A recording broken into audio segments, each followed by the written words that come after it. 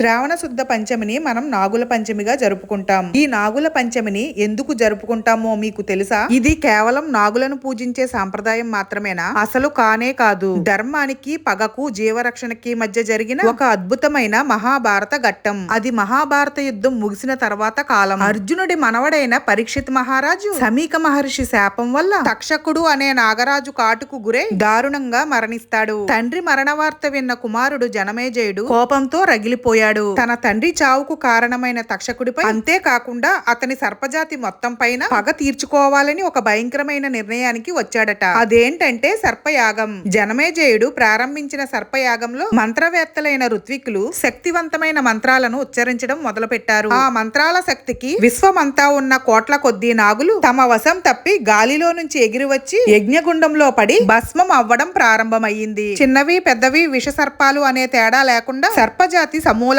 నాశనం అయిపోయే పరిస్థితి వచ్చింది. కానీ ప్రధాన నిందితుడైన తక్షకుడు మాత్రం భయపడి ఇంద్రుని వద్దకు వెళ్లి దాక్కున్నాడు. కానీ ఋత్వికులు సహేంద్ర తక్షక స్వాహ అని మంత్రించడంతో ఇంద్రుని సింహాసనంతో సహా తక్షకుడు అగ్నిగుండంలోకి లాగబడ్డాడు. సర్పజాతి అంతరించిపోతున్న ఆ సమయంలో జరత్కారు వాసుకి సోదరి కుమారుడైన ఆస్తిక మహర్షి రంగంలోకి దిగాడు. వేద పండితులైన ఆస్తికుడు జనమేజయుని యజ్ఞవాటికకు చేరుకుని తన జ్ఞానంతో శ్లోకాలతో రాజును యజ్ఞ మహత్యాన్ని గురించి గొప్పగా స్తుతించాడట. ఆస్తికుడి జ్ఞానానికి మెచ్చిన జనమేజయుడు, ఓ మహర్షి, నీకు ఏం కావాలో కోరుకో, నేను ఇస్తాను అని వరం ఇచ్చాడట. అప్పుడు ఆస్తిక మహర్షి, రాజా, నీ తండ్రి మరణానికి ఇప్పటికే లక్షలాది సర్పాలు ప్రాణాలు కోల్పోయాయి. వెంటనే ఈ సర్పయాగాన్ని నిలిపివేసి మిగిలిన సర్పజాతికి అభయం ఇవ్వు అని కోరుకున్నాడట. రాజు ధర్మానికి కట్టుబడి ఉంటాడు కాబట్టి జనమేజయుడు యాగాన్ని ఆపేశాడు. తక్షకుడు యజ్ఞగుండంలో పడిపోతాడు అనగా ఆస్తికుడు తిష్ట తిష్ట అని మంత్రం చదివి సర్ప పతనాన్ని గాలిలోనే ఆపేశాడు. ఆస్తికుడు సర్పాలకు ప్రాణదానం చేసి వాటిని రక్షించిన రోజే శ్రావణ శుద్ధ పంచమి.